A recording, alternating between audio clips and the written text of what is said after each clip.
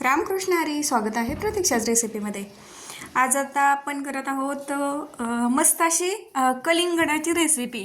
आता उन्हाळा सुरू झाला म्हणजे बघा आपण कलिंगड, टरबूज, खरबूज, सब्जा हे सर्व खातच असतो. आता आईस्क्रीम देखील आपण खात असतो, परंतु आईस्क्रीम रोज रोज आपण खाऊ शकत नाही. आणि रोज आईस्क्रीम खाणं देखील योग्य नाही.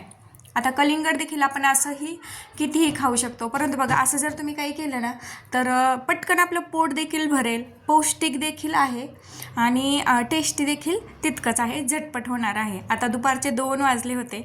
माझा पूर्ण स्वयंपाक झालेला होता, वट्टा वगैरे पूर्ण आवरून घेतलेला होता मी. आणि नंतर मी ही आपली उन्हासाठी दुपारी एकदम कडक ऊन होता म्हणून मस्त अशी रेसिपी बनवत होते. आता इथे मी काय केलं, प्रथम कलिंगड कट करून घेतलं आणि साईडला ठेवलं. कलिंगड साईडला ठेवल्यानंतर हा सब्जा आहे. सब्जा बघा मार्केटमध्ये तुम्ही कुठेही गेला ना तर आपल्याला कुठेही आरामात मिळून जातो. 4 माणसांसाठी जर तुम्हाला कुठलीही रेसिपी करायची असेल, म्हणजे फालुदा करायचा असेल किंवा कुठली स्मूदी करायची असेल, काहीही करायचं असेल ना तर 2 चमचे सब्जा भिजत घालायचा.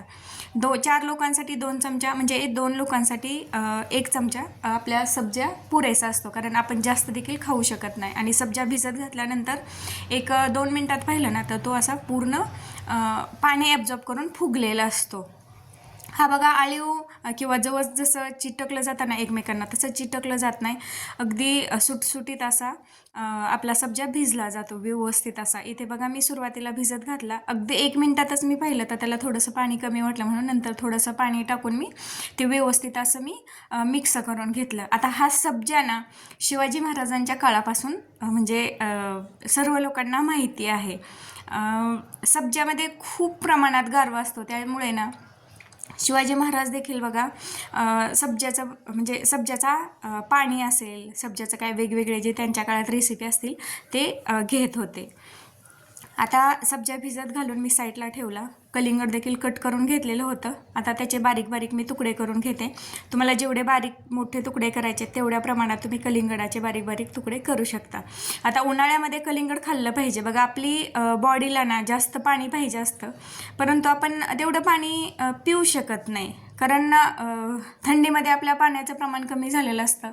तेच प्रमाण उन्हाळ्यामध्ये वाढवायचं म्हटलं तर ते पटकन वाढत नाही. बऱ्याच जणांना तर पाणी पिऊच वाटत नाही. पाणी कमी पडलं तर बॉडीला बघा प्रॉब्लेम येतात, म्हणजे कुणाची पायाचे गोळे दुखणं, कोणाला काही अनेक बरेचसेच प्रॉब्लेम येत असतात. म्हणून अशा वेळी कलिंगड हे चांगला उत्तम पर्याय आहे. बरेचदा मुलं कलिंगडसुद्धा खायला नको म्हणतात, तर अशा वेळी आपण अशी मस्त अशी रेसिपी करू शकतो. या रेसिपीमध्ये ना जास्त असं एक्स्ट्राचं म्हणजे काय विकत आणून साहित्य त्यामध्ये ॲड करण्याची काहीच गरज नाही. अगदी जे आपल्या घरात साहित्य असतं त्यामध्ये होणारी ही रेसिपी आहे. आता इथे मी कलिंगड व्यवस्थित असं कट करून घेतलं आणि नंतर ते साईडला ठेवलं. सब्जा देखील आपला व्यवस्थित असा भिजलेला आहे. आता इथे मी एका पातेल्यामध्ये दूध घेते. आता हे दूध जे आहे ना रूम टेम्परेचरचं नाही, हे मी दूध उकळून थंड झाल्यानंतर ना फ्रीजमध्ये ठेवलं होतं थोडंसं थंड होण्यासाठी. आता ते व्यवस्थित असं थंड झालेलं आहे. आणि कलिंगड देखील बघा फ्रीजमध्ये ठेवलेलं नव्हतं मी, ते तसंच रूम टेम्परेचरचंच होतं. हा आहे आपला मेप्रोचा रोज सिरप. आता इथं मी रोज सिरप वापरलेला आहे. इथं तुम्ही बघा स्ट्रॉबेरी सिरप मिळतात, म्हणजे वेगवेगळ्या फ्लेवरचे वेगवेगळे सिरप मिळतात. तो कुठलाही वापरू शकता तुम्हाला जो आवडतो तो. किंवा तुम्हाला जर रोज सिरप वापरायचा नसेल ना तर फक्त दूध टाकलं तरी काही प्रॉब्लेम नाही. सिरप वापरत नसाल तुम्ही तर फक्त साखर टाकायची. आता ते व्यवस्थित हलवून घेतलं, सिरप आणि दूध मिक्स करून घेतलं. आणि नंतर हा बर्फ बघा मी 5 मिनटापूर्वीच काढून घेतलेला होता, म्हणजे फ्रीजमधून बाहेर काढलेला होता, त्यामुळे नाही त्याचे क्यूब आरामात निघत आहेत. 4-5 क्यूब मी त्या दुधामध्ये टाकून घेतले. ते रोज सिरप टाकल्यामुळे काय झालं आहे, दुधाला असा पिंक कलर असा आलेला आहे मस्त असा.